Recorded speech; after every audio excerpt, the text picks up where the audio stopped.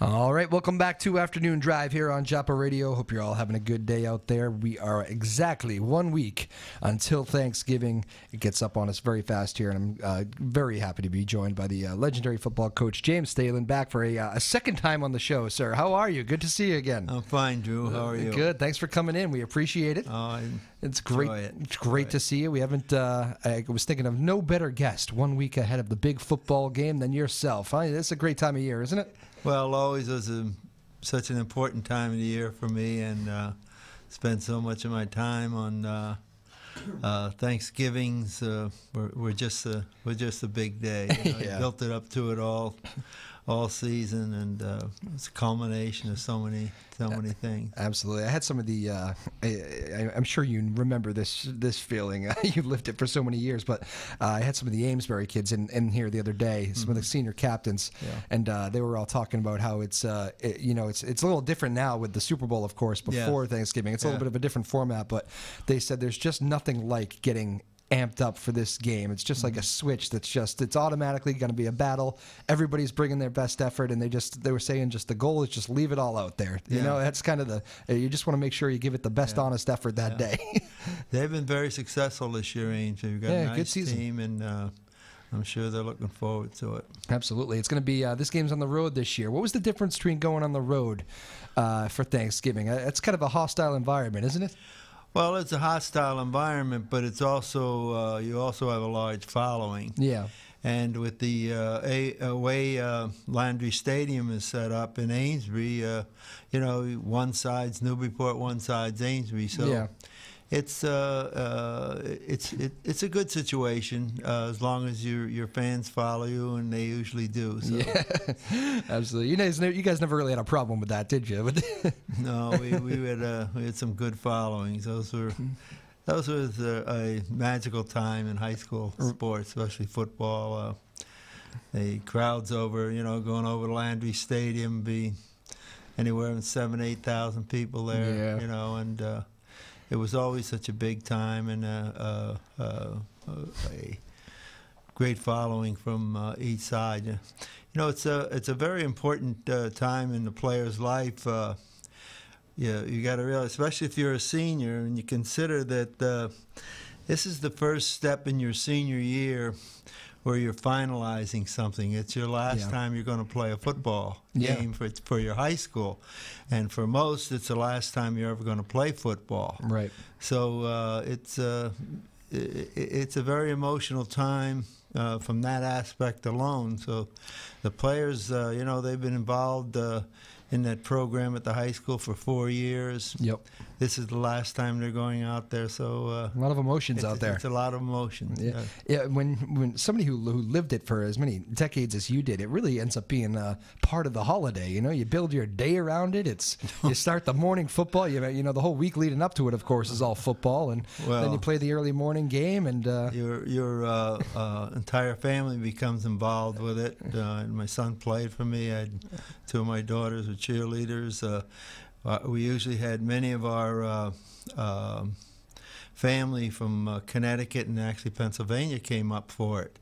In fact, one of the traditions we had was that after the game, a lot of people came back to our home. A lot of the players eventually, we had almost had an open house that day. We had days where there was as many as 100 people there. No kidding, really? It was that big, Just at the house? Yeah. Wow. Well, maybe not 100 all at one time, but through the day there were at least 100 or more. Wow. I remember one Thanksgiving. It was so crowded. My father-in-law walked around with a sign that said, "We're going to eat about 3 o'clock. Family's going to eat about 3 o'clock, so you're going to have to give us a break." Oh my goodness! And it was really big. Probably didn't even know everybody there. Right through in the evening, a lot of players come back and former players. So it was a very emotional, big time for us. Big Absolutely. day. I'm sure the 3:00 Thanksgiving Day meal tastes a little bit better after a victory, right? It always does. I'm sure it does. Yeah. What was it like those years where the W did not come? What was it like when it was the tough morning out there? It was it's hard. It's very difficult. What you hope for is that your team will play the best, and your players will, especially your seniors, will leave in a good situation. And there's going to be years. Fortunately, we didn't have too many of them, but there's going to be years where they're just going to have a better team, and they're going to be successful. You aren't, and you've got to cope with that. So, a lot of the learning system is coping with adversity, and when things aren't going that good, and then you can really appreciate the good times, and always. Whether you win or lose, do it with class and play as hard as you can. That was always. I remember that was the thing that I've had plenty of former coaches come in here and tell me that was always the thing with you was, people never liked losing to you, but when they did, they said it was not a bad guy to lose to. You always did it with class. What was that story you told me last time? Speaking of that, when what was the team that they blew you guys out one year? And then you guys had a chance to do some redemption years later, and you decided to take your foot off the gas pedal. Is this ringing a bell? I came here in '64. Okay. And the infamous Amesbury victory, I think, went back to '51. So this was a Thanksgiving Day? Thanksgiving Day game. Blowout. They had an unbelievable team, probably the best team they ever had, and they won 99-6. That's the one, yes. So that's the one I'm referring to. There was always some hard feeling, and I certainly heard a lot of that when I came here. And I know in '66 when we were so successful, and we were 8-0 going into the game, and we were number one in the Class B in the state at that time. And Amesbury was having a tough year. They weren't able. Their new high school wasn't built yet. They were at the old Haverhill High School, and it was a tough year for them. And everybody thought that this is the year we should pile it on. Retribution, which we couldn't. But I didn't believe in that. I don't believe in that type of revenge attitude towards it. So, and we jumped off to it was a magical team. I think many said it was the best team they'd ever seen on the North Shore. Really? In '66. And we were outscoring our opponents an average of like 45-13 or 45-6 every game, and we jumped off to a 42-0 lead at halftime. So everybody's hollering 99-6, 99-6, and you guys could hear that yelling. Oh yeah. I mean, there had to be 8,000-9,000 people there, and. But when we come back on the field, we only played our first team for the first series. And they scored again. It made it 49, and we just played all the reserves for the rest of the game. Wow. And ended up 49-0. And in the locker room before we went out, I just said, "Look, that's not our style. We don't. I don't believe in it. The kids that are playing for Amesbury, they're not as successful as they've been in years, and they don't deserve to be beat on and just say because of a revenge thing." I didn't believe in that type of thing, and I think we gained a lot more from that than we would have ever gained just trying to see how much we could score. Yeah. Because you're not really there to, I never thought you were there to embarrass people or to, I thought you were there right. What I mean, looking back on it, I think it's such a proud moment for you guys in your program. But I mean, these are high school kids you're coaching, and there had to be some of those guys that were like, "Come on, coach, this is I'm sure you were hearing a little bit of that. Right? There were some of them, but I think they actually came around. They understood what it was going to be, and it was just an opportunity to show what we stood for. Yeah. And I think many times gain a lot more out of that than you do out of just running it up or something. So yeah, it certainly worked out. Well, here we are talking about it in 2018, right? So so it's probably a better story. Long time. Probably a better story this way. Yeah. Again, Coach James Stehlin here, the legendary coach of Newburyport football. I mean, do you still get the coming up on Thanksgiving? I mean, I never even played high school football. I played other sports, but for me, it was always it was part of our routine. You know, my grandfather had nobody playing football for my whole lifetime growing up, and he made it a point. We went to the Thanksgiving game every single morning, went to the same little breakfast party before the Danvers games, and we ended up going over to the stadium in Danvers. He sat with a couple of his buddies, also had nobody on the team, but they were just there to root for the community and be a part of a big thing. And it's just so many families, I think, have stories like that. Well, you got to remember that the communities, many of the players at the high school, they're not only a father or their grandfather, their uncles, and everything. So there were a lot of them that they shared that opportunity with. I don't think that you will find either on the Amesbury or the Newburyport side this year that they can go back that far. The community's turned over so much. You know, they're not the way they were. It's a different different culture right now. So you don't have that historical background. It meant so much to each community, and you know, as I always say now, there's unfortunately in the high schools, there's a lot more Patriots fans than there are that town fan, whatever that town will be, you know. Whereas in those days, they didn't have that, and they had your town, and your town was everything. So it was really embedded in everyone. You know, it meant so much to them. Yeah, absolutely. But still, though, and it definitely is true that a little bit of that has been taken away. But there is still this special feeling of Thanksgiving, of an event. It's not just a football game. It's an event. It's more than a game. It's a culmination of everything that those individuals worked for, and of each program, and it's really the associations that the players have with each other, and as it goes through the years, many times when I've had the opportunity to speak to the players before Thanksgiving, I always tell them, I said, you know, this is the biggest crowd you'll play before in your lifetime, many. What you also must remember that whatever that number is you're wearing, there's going to be several of those in the stands, and they're going to be looking for their number and watching their number. And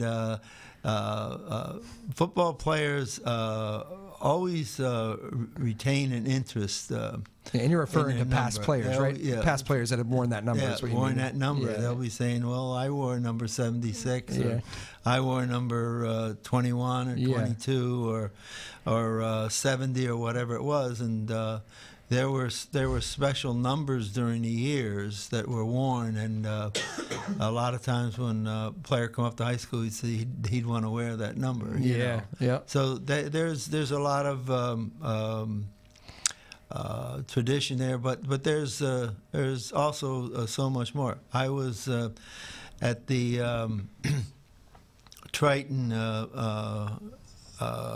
game, and with my son who played for me, and a couple more of my players, and we were watching the game, and they're Clippers. They're watching the game the same way, with excitement, and once a Clipper, they're always a Clipper. So they always have that tradition, and it's very special on Thanksgiving Day, because over the years, and I'm sure still now, that people who have left the community come back to their mothers, fathers, and grandmothers for Thanksgiving to share it with them. And one of the things they want to do is go to the Thanksgiving Day game. Absolutely. And if you're wearing one of those old famous numbers, you want to do it proud, right? That's right. Yeah. The number means a lot to them. Was there anything unique about it's just the early morning football game. I mean, you guys play mostly Friday nights under the lights and all that. We played mostly Friday nights. We played most of our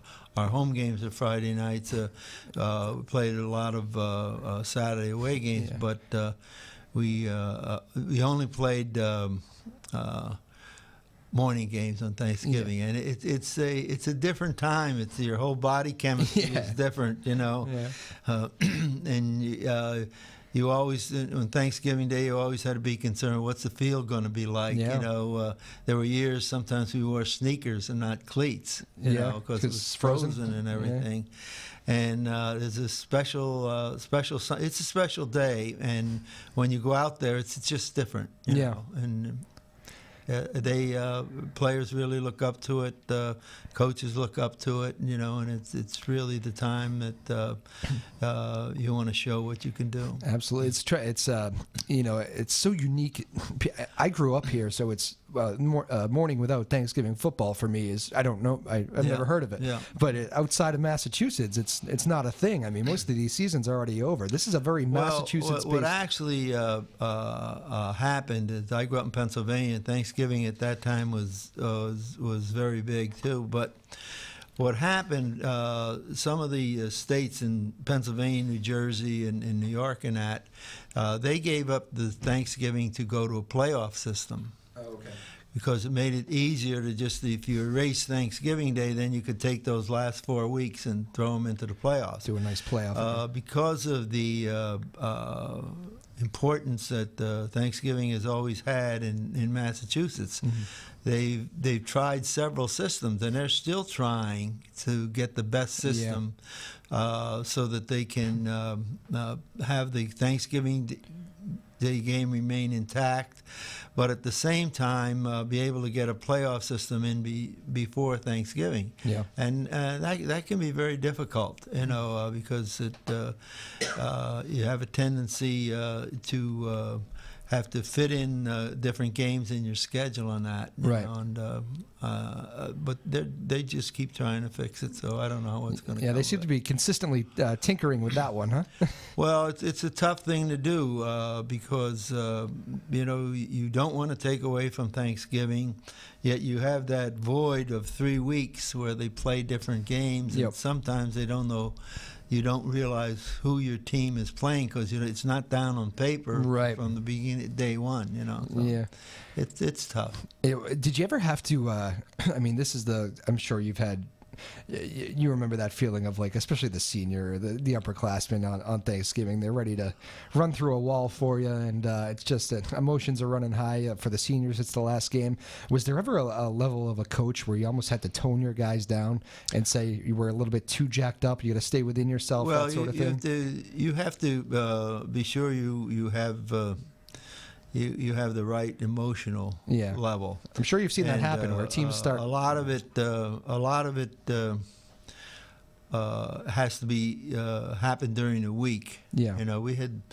We always had one of the most emotional things that happened during the week was our last day of practice would be on a Wednesday, and it would always come after Color Day. Color Day was in the morning, and it was a half day of school, and then we'd go out and practice. And one of the last things we did, the seniors always took their last lap around the stadium. And we would ask them, tell them, we want you during this period of time to think of all the relationships you made while you've been here, all the efforts you put in while you were here, and how much this time meant to you, and try to recall that. And the rest of them, we'd bring up all the rest of the players, and they'd wait for them right by the tunnel. That's cool. So they made their last lap, and then when they come in, and that was a very emotional time. Yeah. And after being so high at the pep rally, and all excited, and then they come down for that. That was an emotional down in front. It kind of calmed them down, but they understood how much that meant. Yeah. I think it's very important that they understand that point, because they're going to be if they have a great relationships, it's going to last a lifetime. Yeah.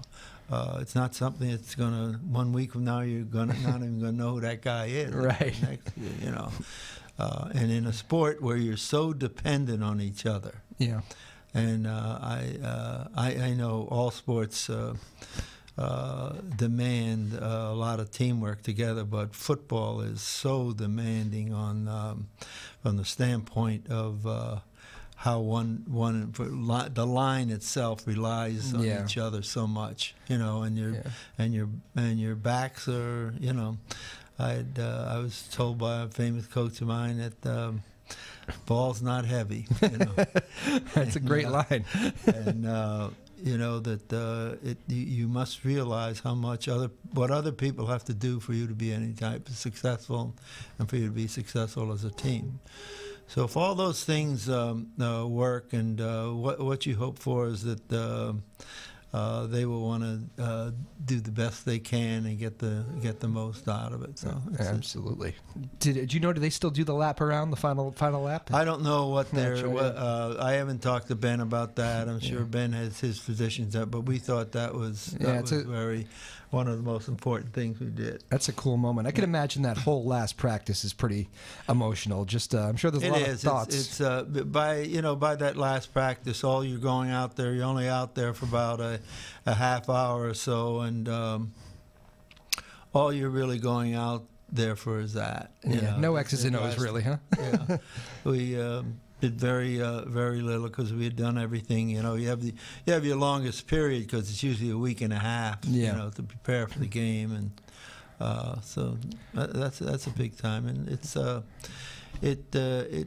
it really means so much to each player, and if you're successful enough, you'll have all of the players so involved in it, and they'll look forward to it. Do you remember what's the earliest you ever had that Thanksgiving Day pregame speech ready? What's the is that thing ready by now? Week before, or are you still working it the night before? Speeches are funny in a sense. Is that you've got to really know how your players react, what their emotional level is. Some teams want more of a tempo when you talk to them.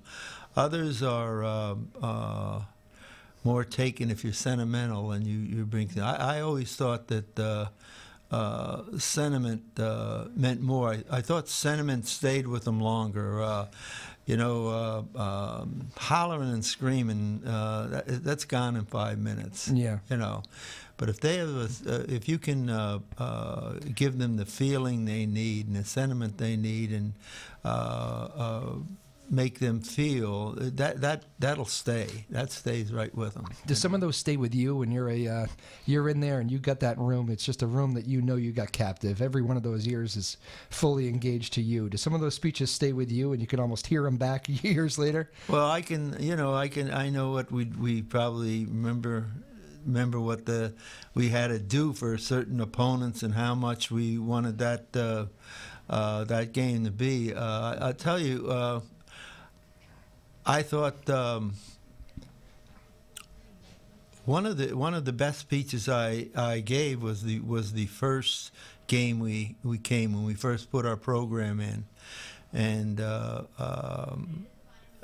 I spoke to them, and it was a very good Amesbury team. I think we lost to them about 14-0. They had I think they had only lost maybe 1 or 2 games. They're an exceptional team in '64. But I remember saying to the players that this has been a very great year for our staff. That we've had the privilege to come here and put our program in, and we're not as successful as we hoped we were going to be the first year, and in many cases we really wish we could have been. And we wish some of you who are leaving us could stay with us, because next year we know it's going to start. And it did start the next year. We went 8-1. You could feel won the league title and everything. And then the role just started. But then I remember saying to them, I just want you to know that had I wanted to, I could be standing in the locker room at Natick, where I came from, and Natick is 9-0 now. Wow. And I said they have a great winning program, and they're 9-0, but I'm glad I'm here, because this is where I want to be, and this is where I hope that I can bring the success that you all deserve. Wow. So I think emotional things. I always believed in that, talking to them in that mode, and that sense as to I never like to holler or scream at them and different things. I think sometimes, and especially that gets overplayed by some people who think if you just go in and holler at them, they're going to come out and they're a different team. Turn the switch on. Usually, they talk about halftime. Boy, coach must have really hollered at them. That's not necessarily so. If you're in coaching, you better, in your halftimes, you better be a good adjuster. Yeah. Because if you're not doing well, there's a reason you're not doing well. Yeah. And you better find out what that reason is. And some of the best things that happen after halftime were just great adjustments. Yeah. So I really think that I had some great coaches in college and high school and everything, and I had very few people. I had one coach when I was younger who was a real screamer, and I never really took to that. Yeah. And so I always felt that this was the proper way to handle them and treat them as grown-ups and individuals, and not to holler down at them. Yeah. I didn't believe in that. Do you, even the coaches that maybe didn't quite, that maybe you didn't love playing for or whatever, but you had plenty of coaches throughout your playing career. Do you take a little bit even from each one of them? Is that when you're coming up? Do you try to take the best parts of each coach? I think if you go into coaching, the greatest thing you have going for you is all your experiences that you had, and all the people that you. I think I knew that this was what I wanted to do. I was going to do, and I had some unbelievable coaches. I had a great coach in high school named Joe Kreisen. We had an unbelievable schedule. We played some great teams. I learned a lot from him. But I went to Georgetown, and I had the opportunity to play at Georgetown for a year before they dropped football for a man named Bob Margarita, who was a real classy gentleman, spoke very well, and had a great teacher. Yeah. And then when after they dropped football, I went to Brandeis University, and at the time, and I had probably the greatest individual I'd ever been around, and a celebrity for me, and a man named Benny Friedman. Benny Friedman was Michigan's Tom Brady in 1925, and he's one of the first 6 people to go into the College Hall of Fame. And in about 15 years ago, he went into the Pro Football Hall of Fame. He was a real classy gentleman, and I took an awful lot from him. And a lot of people I met along the way, I took a lot from. I took a lot from Natick's program on how they organized so well, how they treated their athletes, and things like that. You of course had that great playing career too. Does it make it easier to, especially with a sport as you talk about? I love that line: "The ball's not heavy." Everybody has to work in the same direction, or it's not going to work out. But when you're playing the game of football, and you have the success that you did as a player and then as a coach, do you immediately walk into a locker room with these high school kids and they say, you know what, this guy was a great player, automatically I want to learn from him? Does it make it easier to be a coach when you played the game for so long like you did? I think it does, but I'll be very honest with you. The one thing about walking into a locker room, you don't have to be in that locker room long. Yeah. They know. It's just like the classroom. If you're a teacher or you're a coach, or anything, you find out right away. They know if they respect what you know. Yeah. And they'll react to you, and they can tell right away, and that's why you have to be so honest with them. Yeah. And if they, I was very fortunate when I came here that first year was rough, but boy, second year we started, and they were very receptive to our ideas. The coaching staff had, and they were very receptive to the type of program that we want to have. Right. And once they feel that what you're selling them is going to be successful, yeah. then they're all in. Then you get it. And it's very evident. I've known so many great coaches in the high school level too, and they're successful basically because they're able to get their players to believe in what they want to do and willing to sacrifice to get the results they need to have. Yeah, who's the current day coach that you watch right now and you say you really like his style? Is there one out there, whether it be professional or high school, college, whatever? Well, I always liked Bill Walsh, who was a former pro coach. In the pros now, there's Belichick is in a class by himself. Talking about adjustments, that's the guy, right? It's and there's some very good coaches out there. I watched the college game quite a bit. And I don't follow the coaches as much as I basically used to years ago. Years ago when I was coaching, I liked people like Johnny McKay, who was at Southern Cal, like Ara Pasejan, who was at Notre Dame. Yep. Lou Holtz, I liked at Notre Dame, and followed many of those people. And you get an idea of what they're trying to do with their programs and everything, and see what you can adjust to your program. Put some into yours. Very good. Again, we're joined here by Coach James Stehlin, the legendary coach over at Newburyport, ahead of 1 week away from Thanksgiving, believe it or not. Coach, you got 10 minutes left in you if we come right back? Okay. You got it? All right. Yeah. Very good. We'll come back. We'll do a couple more minutes with Coach Stehlin, and it should be great. This is, again, follow us at Joppa Afternoons on Twitter.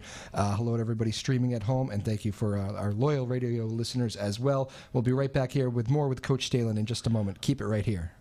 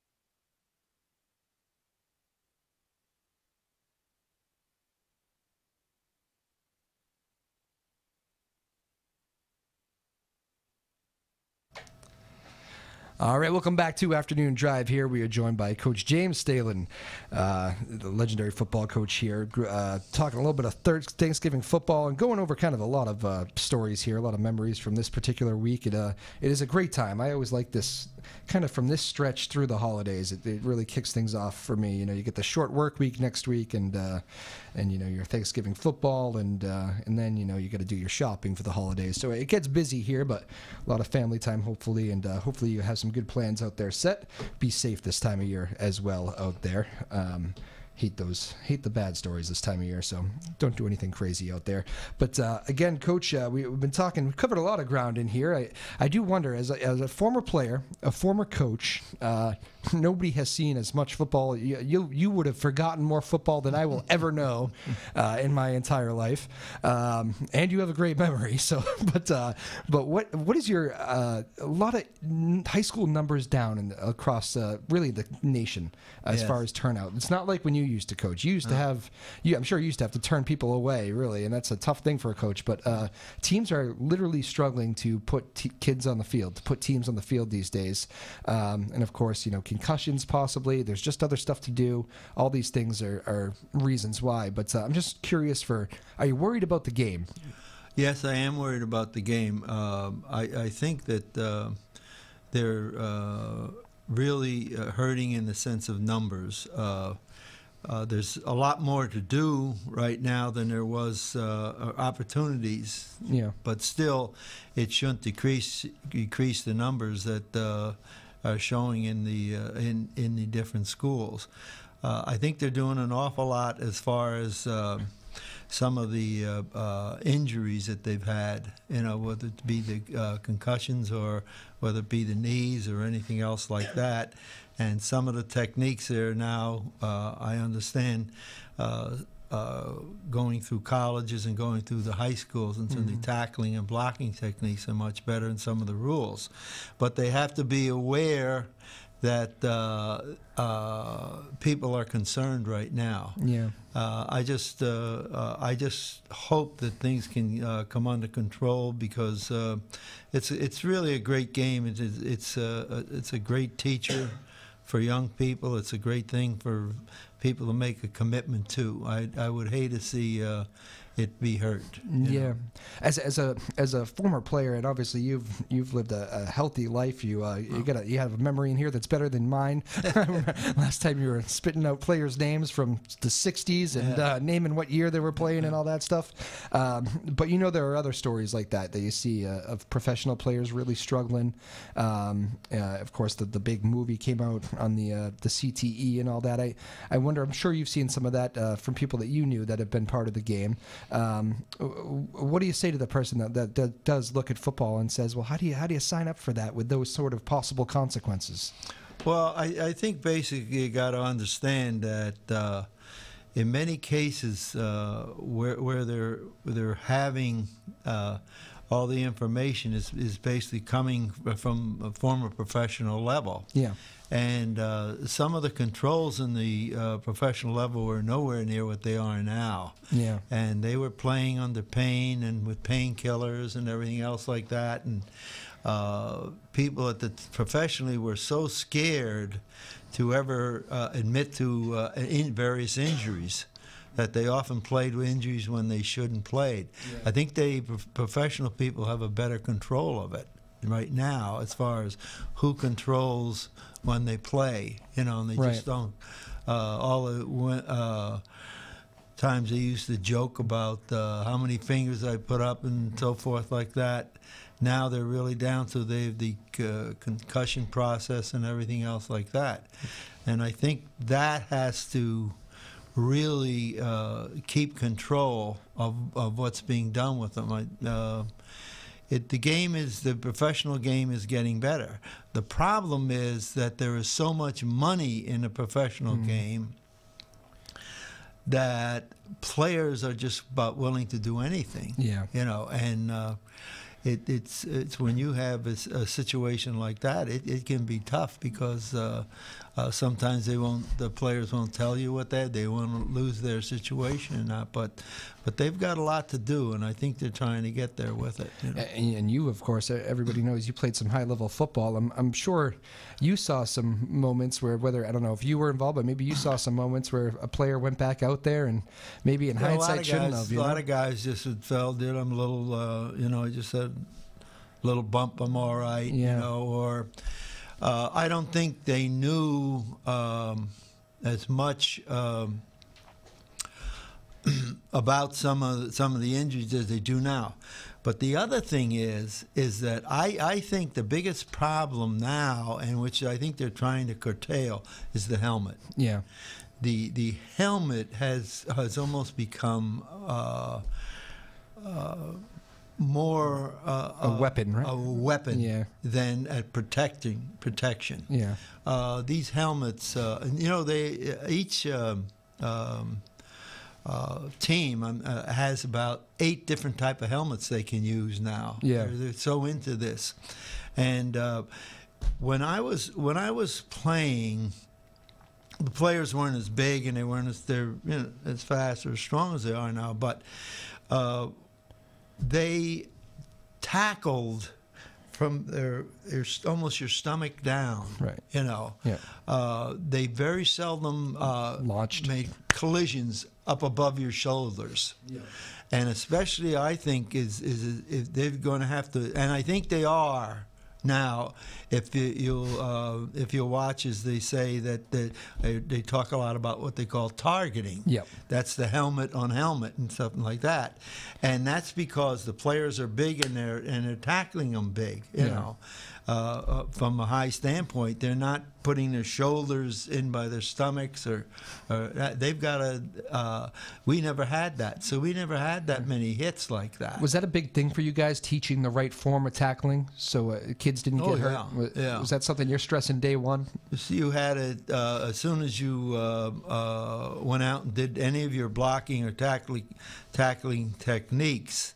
You had a. Get down to your position. Our position was always, you would. This would be the center of your body. You'd center the body, but as your head come in, your head moved to the ball. Yep. It didn't move up or anything else like that, so that your shoulders naturally tackle.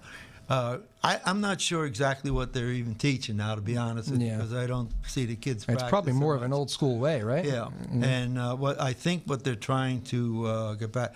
I know that among the professionals, that the coach of the Seattle Seahawks, Pete Carroll, has done an awful lot of work, and his staff, and they have a formula for trying to get back to more or less the tackling below the shoulders, and staying away from those head hits and everything. But I think that's the biggest problem. I think that's a bigger problem than anything, the head-on collisions. Yeah. That's what they're trying to stop. And it seems like at the pro level, they're trying to throw a penalty flag every time there's any contact this year. The targeting, they'll take them right out of the game or something like that. They're doing it at the college level and so forth, and I think that's the one thing they have to concern themselves about. You never had any issues with any high school officiating, right? Back in the day, there were always perfectly officiated games. You know what? I'm going to let you take that drink of water and maybe not even answer that question. I'll tell you one thing, though. I recall a lot of those crews were very accomplished people. Yeah. Many of them were lawyers and doctors, and a lot of them were in the teaching profession. And they all kept them all together, and some they were very good. Yeah. And they really loved high school football, and they really worked at it. So I never felt officials lose you games. Yeah. I wasn't one, and I don't think I was tough on officials at all, or I just felt that they had a job to do, and there were certain officials that you could rate the officials, what you thought of them, and some weren't as good as others. But I never thought that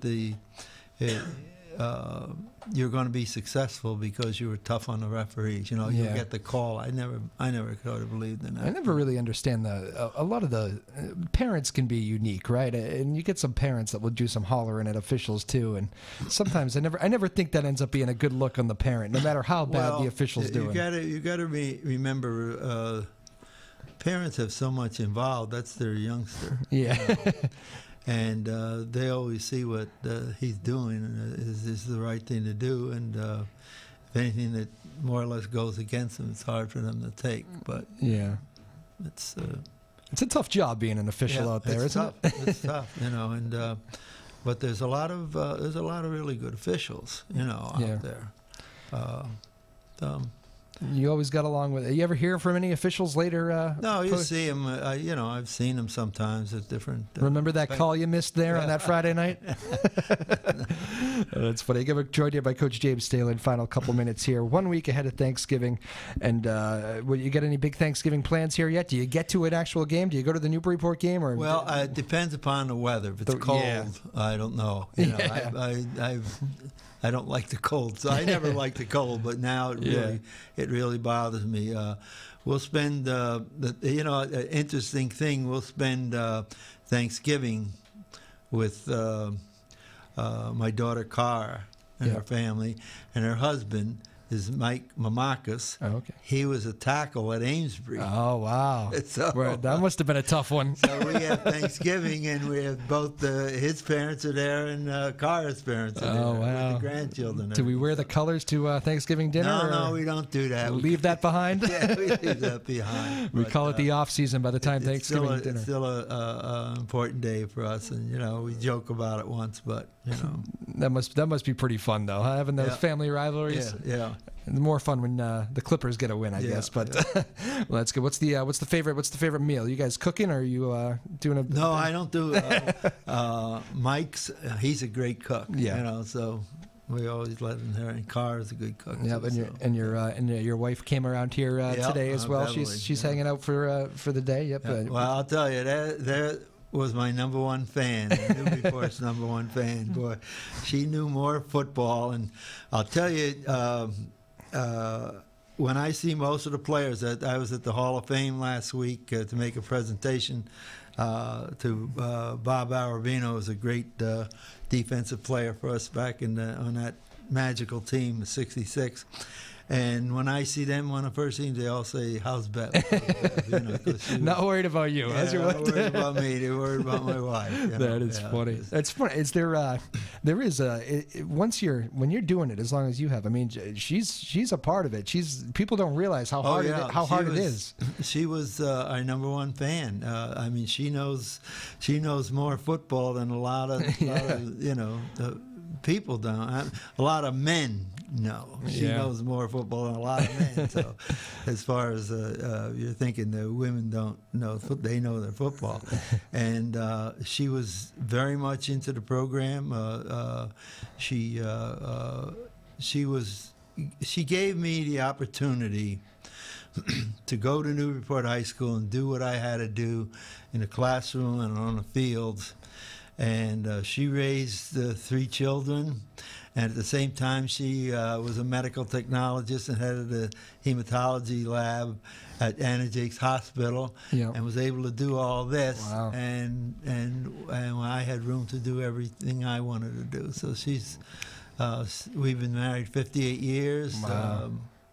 I couldn't do anything without her. Congratulations. What a run, huh? Yeah. That's crazy. And, it's football season. It can be a little stressful being a coach's wife, right? It is. Well, it was stressful, especially when our son Kevin was playing. Yeah. That was the hardest time for her. But she knows all the players, and she's a big football fan. Absolutely. Well, Coach, we always appreciate you coming in. This is a blast as always. Thank you for doing it. I was very happy to have you in. A week before Thanksgiving, it's a great time to have you in. Every time's a great time to have you in, but especially a week before Thanksgiving. I wish the best to you and your family, and have a great holiday season. And we'll have you on again sometime in the near future. How about that? Thank you, Drew. Coach Stehlin, thank you so much. I appreciate you. Sounds good. Good. And we will and go Clippers, right? Go Clippers. Yep. There you go. All right, Coach James Stehlin right there. We'll take one quick 1 minute break. We'll be back to wrap it all up in just a minute. Afternoon Drive here on WJOP Radio.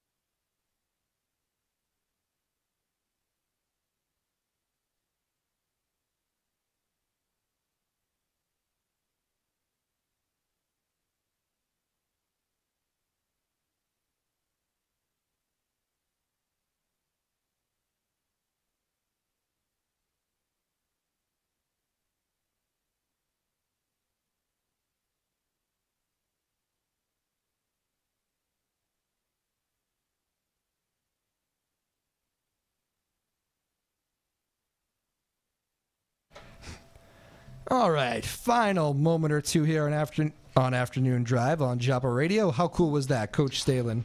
Tyler, you're jumping on here too. I got it. Go over with Lexi. There you go. Grab a chair. Quick little moment or two with the producers. I haven't had these guys on in a while, so you're going to readjust your own. Look at that. Very, very perfectionist out of you, Tyler. Coach James Stehlin, again, thank you so much, Coach. That was fantastic.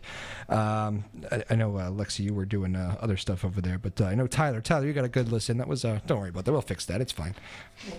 How cool was that? Coach James Stehlin in the house, huh? It was good. I'd never met him. Yeah. No, I haven't. He's a wealth of knowledge, huh? Yeah. How about that memory? Remember stuff from memory. I told you, 67 he's naming things. Lexi, how are you? Been a little while? I'm good. Holiday shopping done yet, or? Haven't started. Haven't started. Good job. It's not December yet. It's not December yet. That's the rule when I you start. start December 1st. What do we do here? What's Thanksgiving plans? Both of you? Going to Maine. Going to Maine. Going to Maine. Where? Pumpkin Town, Pumpkin Maine. Town. Pumpkin Town. Where is that? That's a town? I think so. It might be the right name. Okay.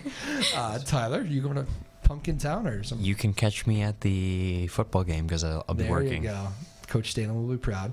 Yep. Excellent. All right. Well, we do. Let's see. We do one more show Tuesday next week, so we can do a better Thanksgiving goodbye next week. But yeah, it's good for 1 week away. Can you believe it, kids?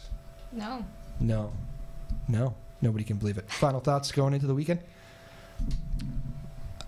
No traffic tomorrow. Hopefully, that's okay. You gonna sleep in again? No, I have to drive to New York tomorrow. Band. The usual. Yeah. You got a gig? Mm-hmm. Big show. Sure. A show. I think. Oh, sorry, Tyler. It might be paid. It might be a paid gig. Excellent. Alexi, weekend plans? Not really. No. No. Okay. Sounds great, guys. Well, good to check in with you. We'll do this again Tuesday. All Thanks right. for coming on board. I'll give you a recap. Have a good weekend. I'm off tomorrow. It's already my weekend. I'm excited. Very good. Thank you, folks. Again, big thanks to James Stehlin, the legendary head football coach over at Newburyport. What a guest. Oh, very nice. Big applause from Tyler. See, we learned a thing or two in here today. Great guy, and we appreciate him doing it. Nobody better to have on before the big Thanksgiving Day football game. At Japa Afternoons is the Twitter handle. Have a great weekend, everybody. We will be back here, same time, same place, Tuesday afternoon, and it should be fun. Bye-bye now.